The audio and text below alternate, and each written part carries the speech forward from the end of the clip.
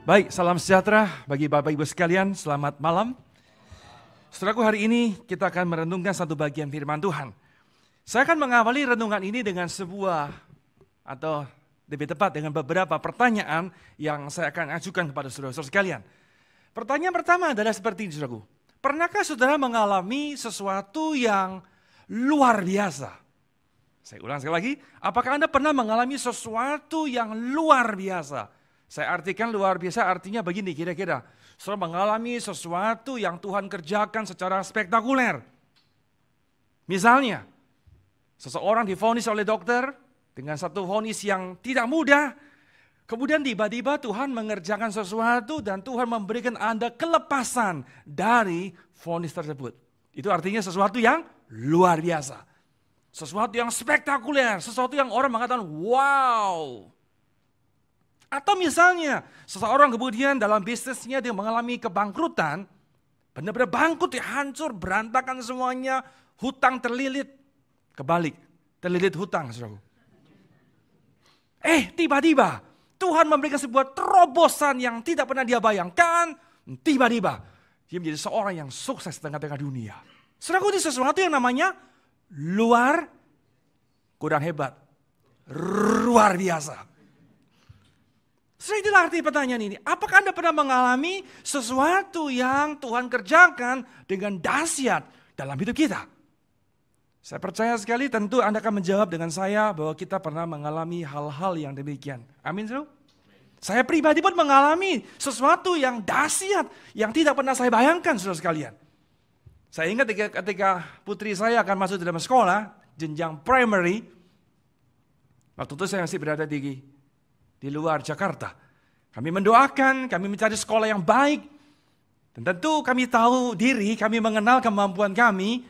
Kami memilih sekolah yang seharusnya menjadi sesuai dengan kekuatan kami.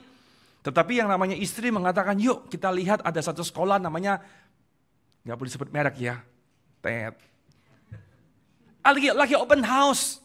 Boleh nggak? Saya katakan, sudahlah, nggak usah ke sana. Kita tahu terlalu mahal. Tapi boleh kalau lihat dong, open house itu. Oh, silakan kalau lihat saja. Saya pribadi tidak pernah expect, tidak pernah mengharapkan anak saya sekolah di sana. Karena kita tahu, uang pangkalan saja 2 digit. Wow, terlalu besar. Tapi Anda tahu Bapak Ibu sekalian apa yang terjadi? Saya menyaksikan dengan karya Tuhan luar biasa. Anak saya masuk ke sekolah itu. 1 sen pun kami tidak mengeluarkan uang. Wow. So bayangin, saudara. Maka Anda bertanya, apakah musuh pernah mengalami? Saya katakan saya pernah mengalami sesuatu yang luar biasa itu. Saya pernah mengalami. Pertanyaan kedua, berapa sering, berapa kali saudara mengalami sesuatu yang luar biasa itu? Pengalaman-pengalaman yang katakanlah mujizat, sesuatu yang spektakuler, yang tidak pernah kita pikirkan. Pertanyaannya, berapa kali, berapa sering saudara sekalian? Ada yang mengatakan tiap hari? Ada yang menjawab 1 hari, 2 kali, 3 kali seperti minum obat? Saudara sekalian, sebuah pertanyaan yang kita perlu pikirkan baik-baik Bapak Ibu sekalian. Berapa sering sih? Itu sebabnya saya akan tutup pertanyaan ini dengan pertanyaan ketiga. Ini pertanyaan terakhir. Setelah pertanyaan terakhir, kita akan tutup dalam doa. Pertanyaannya adalah, mana yang lebih sering Anda alami?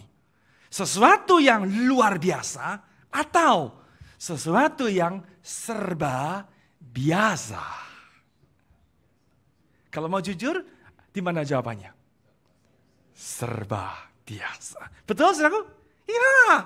Sekalipun kita sebagai orang-orang Kristen, Anda rajin ke gereja, selalu berdoa dengan sungguh-sungguh, mencintai Tuhan, memberikan persembahan dan sebagainya, all out dalam pelayanan. Anda dan saya tidak pernah dijamin bahwa Anda akan selamanya mendapatkan sesuatu yang luar biasa terjadi berkali-kali, bahkan terlalu banyak dalam hidup ini. Tidak mungkin, saudara. Itu sebabnya pada malam hari ini saya akan mengawali renungan ini dengan sebuah kutipan. Ini kalimat saya buat, ini kalimat bagus sekali karena saya membuatnya, saudara. Kalimat mengatakan, jangan meletakkan landasan iman kita pada pengalaman-pengalaman yang luar biasa. Saya ulang sekali lagi ya, saudara, jangan kita meletakkan, kita membangun iman kita di atas sebuah pengalaman-pengalaman yang bagaimana? Yang luar biasa, yang spektakuler, yang orang kemudian mengatakan, luar biasa. Saudara, jangan, saudaraku. Saudara-saudara sekalian, itu sebabnya malam hari ini, kalau Anda mengalami sesuatu yang luar biasa, saya katakan bersyukurlah pada Tuhan. Bersyukurlah, berterima kasihlah. Bahwa Tuhan mengizinkan saudara boleh melihat sebuah karya pekerjaan Allah yang ajaib itu. Tetapi jikalau kita lebih banyak melewati pengalaman-pengalaman yang serba biasa, yang sehari-hari, saya mau katakan tetaplah bersyukur dan tetaplah mempercayai Dia. Karena di sanalah imanmu adalah iman yang luar biasa. Saudara-saudara sekalian, malam hari ini saya mengajak kita memikirkan, saya diberikan sebuah teks dari Matius pasal yang kedua. Sebuah cerita yang saya kira dekat dengan suasana Natal, yaitu kisah tentang para Majus. Bapak Ibu sekalian, saya percaya tidak banyak di antara kita yang mengetahui tentang story, tentang cerita daripada orang Majus. Khususnya dari mana mereka berasal, siapakah mereka. Karena Alkitab silence, Alkitab tidak berbicara secara gamblang tentang para Majus. Jumlahnya pun ketika mengunjungi Yesus yang lahir tidak disebutkan. Cuman drama-drama Natal menduganya berapa banyak? 3 orang. Karena dari jumlah persembahannya. Saya kira itu jumlah yang tidak terlalu masuk di akal. Karena perjalanan yang ditempuh terlalu jauh, kemungkinan besar jumlahnya lebih daripada 3 orang. Bergerombol, besar sekali jumlahnya. Siapakah mereka? Tidak tahu, saudaraku. Tetapi saya beritahu saudara yang pasti bahwa mereka adalah orang-orang yang dikaruniai iman yang luar biasa. Saya ulang kalimat saya. Kita tidak tahu dengan detail siapakah orang itu. Mereka adalah siapa. Tetapi yang saya tahu adalah apa? Para Majus adalah orang-orang yang diberi karunia iman yang luar biasa. Pertanyaannya, seperti apa sih iman daripada para Majus yang kemudian kita boleh mengatakan imannya luar biasa itu? Mari sama-sama kita melihat Matius pasal yang kedua. Kita akan menelusuri dari ayat pertama hingga ayatnya yang ke-11. Barangkali saya akan mengajak Bapak Ibu membaca ayat demi ayat mengalir sambil saya akan menguraikan poin demi poin daripada pembacaan kita. Matius pasal yang kedua, saya telah menyiapkan teks di atas. Saya membacakan ayat pertama dengan ayat kedua, demikian firman Tuhan, Matius pasal 2. Sesudah Yesus dilahirkan di Bethlehem, di tanah Yudea pada zaman Raja Herodes, datanglah orang-orang Majus dari timur ke Yerusalem. Perhatikan timur, artinya apa? Lokasinya jauh sekali. Digambarkan dengan apa? Timur. Kemudian mereka datang ke Yerusalem dan bertanya-tanya, di manakah dia, raja orang Yahudi yang baru dilahirkan itu? Perhatikan kalimat yang belum saya warnai, sebenarnya ini warna yang saya kira mau saya kontraskan. Mereka mengatakan, kami telah melihat bintangnya di timur dan kami datang untuk menyembah dia. Stop dulu. Saudaraku, jelas sekali para Majus, mereka melihat sebuah fenomena yang tidak biasa. Saya ulang kalimat ini. Mereka mesti melihat sebuah fenomena yang tidak lazim. Fenomena apa itu? Bintang. Saudaraku, jangan menduga, jangan berpikir ini bintang adalah bintang yang kemudian bertaburan pada malam hari. Oh tidak, saudaraku. John Calvin mengatakan ini satu bintang yang unik. Satu bintang yang khusus. Satu bintang yang berbeda dengan bintang-bintang lainnya. Satu bintang yang punya kelakuan berbeda dengan bintang-bintang pada umumnya. Dan apa kemudian yang diceritakan melalui bintang ini? Anda perlu tahu, orang Majus adalah ahli perbintangan. Orang-orang mengerti ilmu perbintangan. Maka dia tahu, ini bukan sembarang bintang. Bintang ini membawa sebuah pesan, sebuah berita. Apa berita itu? Seorang raja bangsa Yahudi baru lahir. Saya simpulkan dengan sebuah kalimat di ayat pertama dan kedua. Poin 1, para Majus menerima berita yang luar biasa. Saudaraku, para Majus dia tahu. Sekarang dia adalah seorang yang belajar. Dia adalah orang yang mendalami ilmu perbintangan. Ketika dia melihat bintang ini sesuatu yang aneh nih. Ini bukan sembarang bintang. Menurut pelajaran dia, ilmu yang dia miliki, menceritakan ada satu raja yang baru lahir. Bukan sembarang raja. Bukan asal raja. Raja yang berbeda ini. Sehingga dia memutuskan ribuan miles dia lewati demi menjumpai raja orang Yahudi. Dirinya bukan orang Yahudi. Artinya apa? Dia menerima sebuah pesan yang luar biasa. Kita teruskan pembacaan kita. Setelah dia kemudian mendapatkan berita yang luar biasa ini, kita teruskan pembacaan ayat yang ketiga, Bapak Ibu sekalian. Ayat ketiga saya akan membacakan di sini. Ketika Raja Herodes mendengar hal itu, terkejutlah ia beserta, saya ulang, terkejutlah ia beserta seluruh Yerusalem. Stop dulu. Setelah ceritanya, setelah perjalanan yang panjang ditempuh oleh para Majus, dan tibalah mereka di Yerusalem. Kenapa di Yerusalem? Dia tahu itulah pusat pemukiman orang-orang Yahudi. Di sanalah orang Yahudi berhimpun, berkumpul. Dia mengatakan, disinilah pasti raja itu lahir.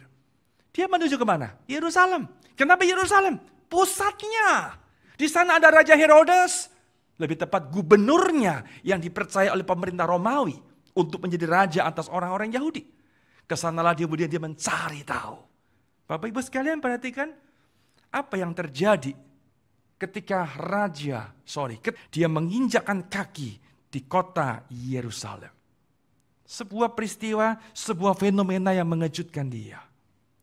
Saudaraku, pertama, Raja Herodes dia kaget mendengar informasi itu. Kenapa kaget?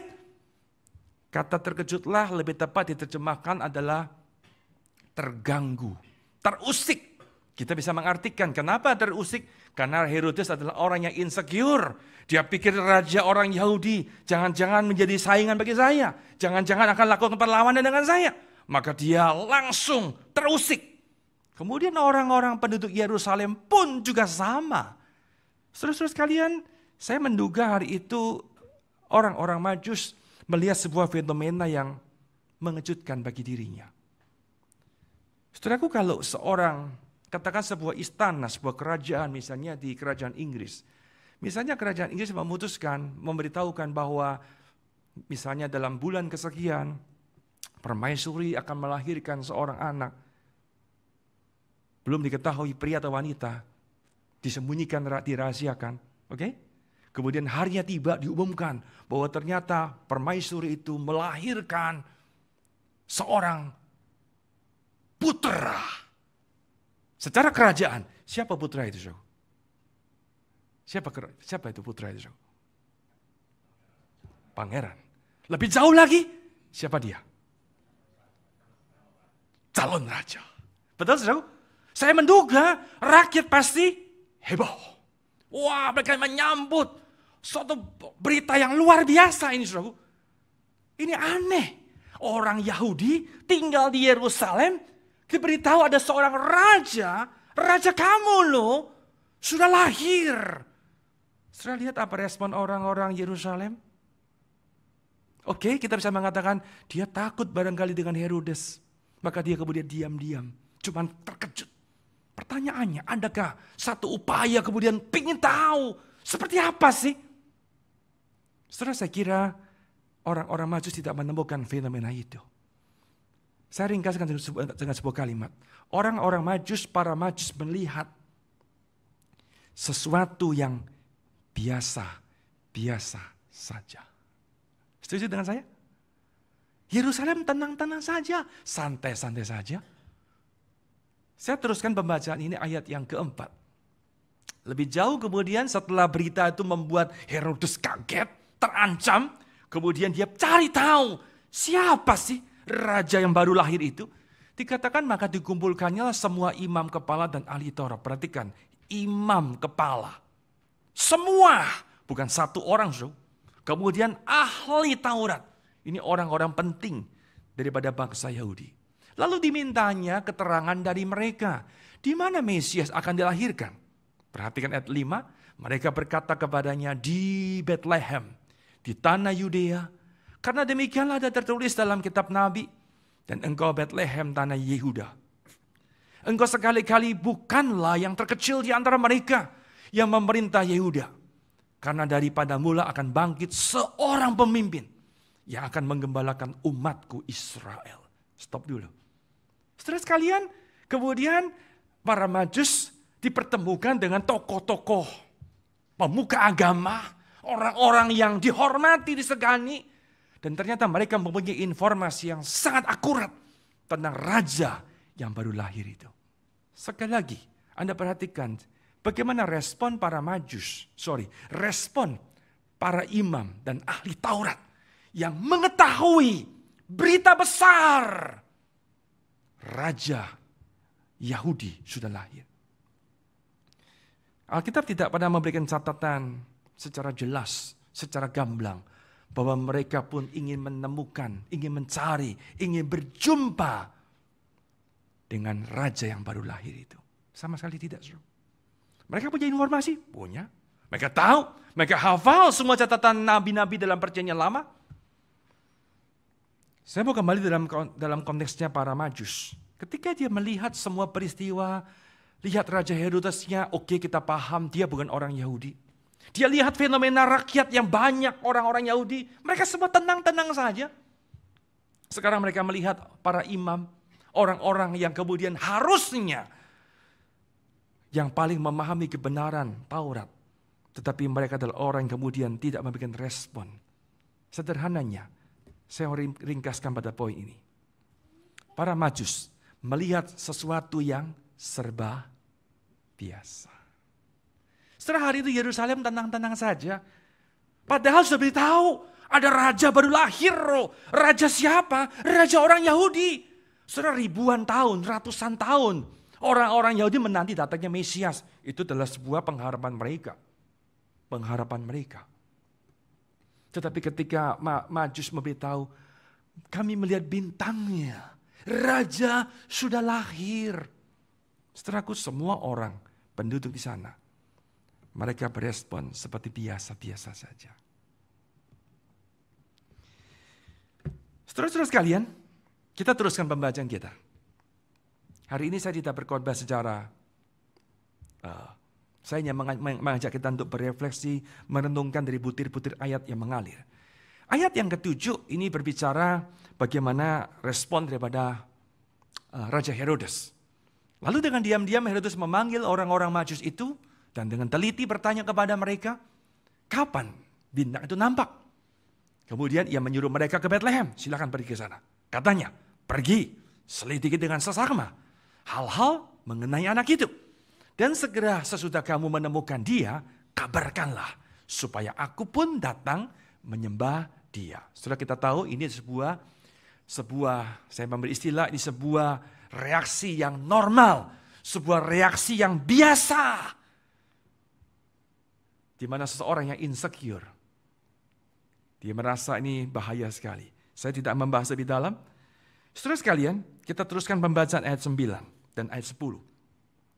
Izinkan saya akan membaca dari versi bahasa Indonesia masa kini untuk membuat kita lebih jelas akan pemahaman teks itu. Ayat 9, lalu pergilah mereka. Saya ulang ayat 9. Oke, ini dalam bahasa Indonesia masa kini. Lalu pergilah mereka, maksudnya para Majus.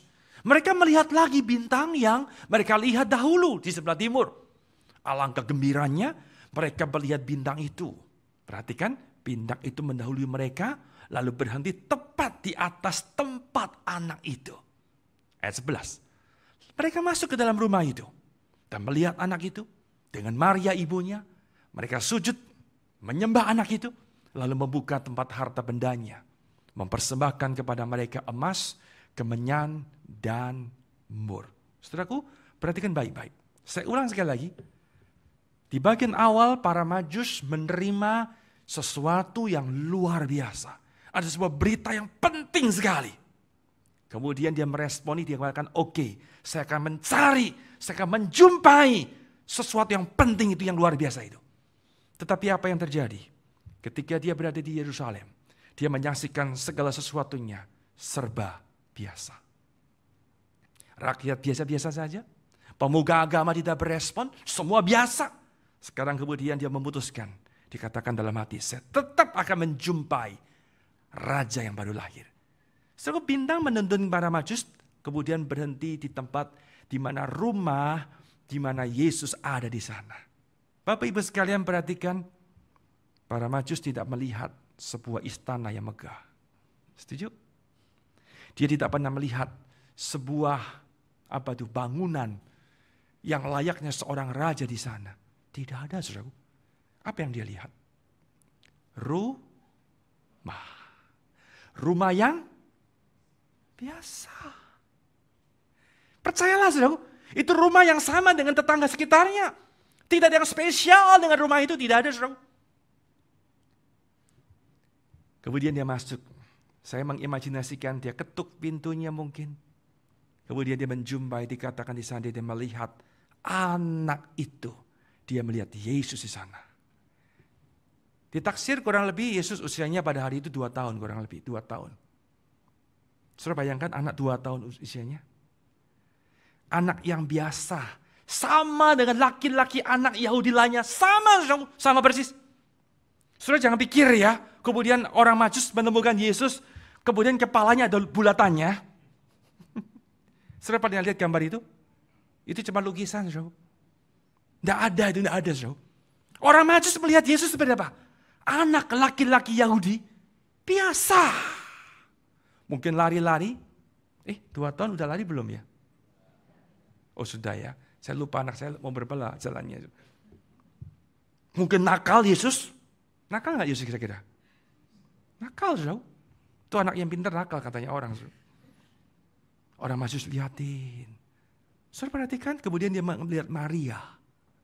Gak ada Yusuf ya, gak ada, gak dicatat. Apakah Maria, adakah Maria sesuatu yang berbeda? Saya yakin Maria sama dengan gadis, tanda petik, gadis muda pada umumnya. Dari awal sampai akhir Anda lihat, para Majus setelah menerima sesuatu yang luar biasa, ternyata apa yang dia lihat, semuanya serba biasa. Permisi tanya, kalau Anda sebagai para Majus, Anda datang dengan misi yang besar, menempuh ribuan mil, saudaraku.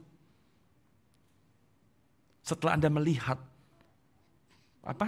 tahap demi tahap, poin demi poin, ternyata semuanya biasa tuh, sehari-hari, normal, nothing happen, tidak ada yang terjadi apapun, saudara. Pertanyaannya, apa yang Anda lakukan? Nggak pernah memikirkan para Majus ya. Siapa yang mengatakan saya tetap menjumpai anak itu, menyelesaikan, menuntaskan misi besar itu? Atau Anda berpikir, kayaknya sia-sia deh kesini deh. Salah orang jangan-jangan ini. Saudaraku, saya kagum dengan para Majus. Pertama, menerima berita yang luar biasa. Yang kedua, dia melihat segala sesuatu. Ternyata serba biasa.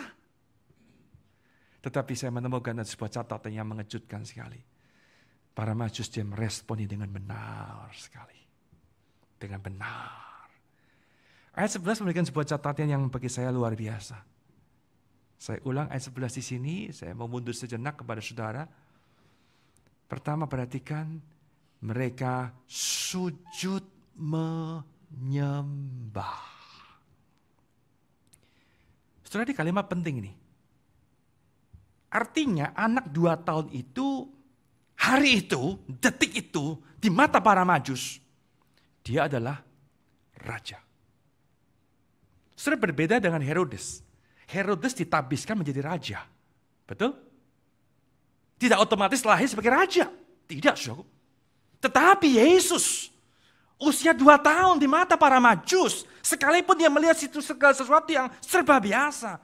Tetapi bagi mereka, diputuskan, dia raja.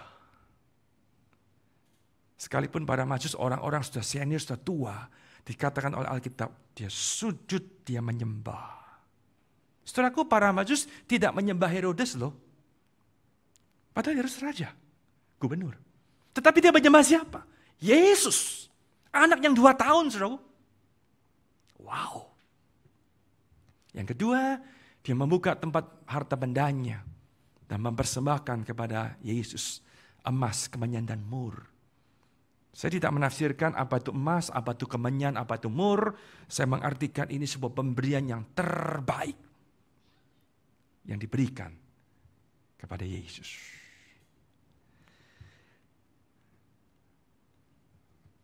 Saya awali khotbah ini dengan sebuah pertanyaan tadi. Berapa sering Anda dalam hidup ini mengalami sesuatu yang luar biasa atau sesuatu yang serba biasa dalam hidup ini? Kalau mau jujur, hidup kita seringkali melewati segala sesuatu itu serba biasa. Minggu ke gereja, datang, beribadah. Percayalah. Sudah pasti akan menemukan di dalam ruangan ibadah, dalam gereja, dengan lagu-lagu yang sama. Betul? Dengan aluran musik yang sama. Serba biasa. Ya, ditambahinlah sedikit ramai, singersnya jangan 2 orang lah. Dikasih 4 orang. Anda akan mendengarkan khotbah pembicara-pembicara yang mohon maaf sekali lagi ya. Serba biasa. Saudara tidak akan menemukan, mohon maaf, John Piper berada di GKI Peak. Tim Keller, saya sebutkan nama-nama yang menjadi teolog masa kini, sekalipun John Piper, Tim Keller sudah pulang ke surga. Tidak ada lagi, saudara. Anda menemukan pembicara-pembicara hamba-hamba Tuhan yang, mohon maaf sekali lagi ya, yang biasa-biasa. Pertanyaan saya, apa respon saudara ketika kau beribadah tiap hari Minggu?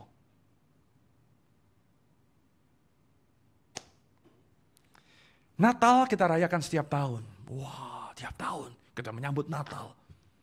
Kita menerima berita yang luar biasa. Kristus datang ke dalam dunia.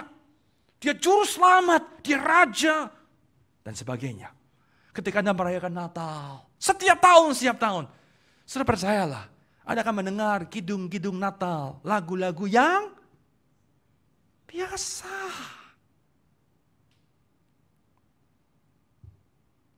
Anda menemukan pemain-pemain musik, ya lebih ramai sedikit lah ya. Bukan hanya keyboard, piano, mungkin ada alat-alat yang lain, ya ditambahin lah, lebih meriah sedikit lah.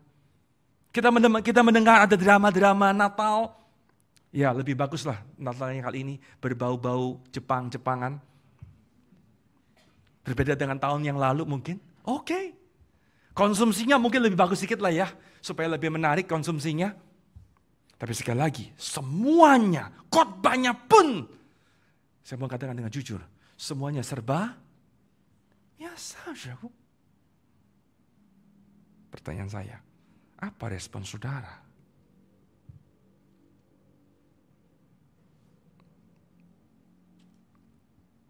Apa Anda berkata, ya gini doang.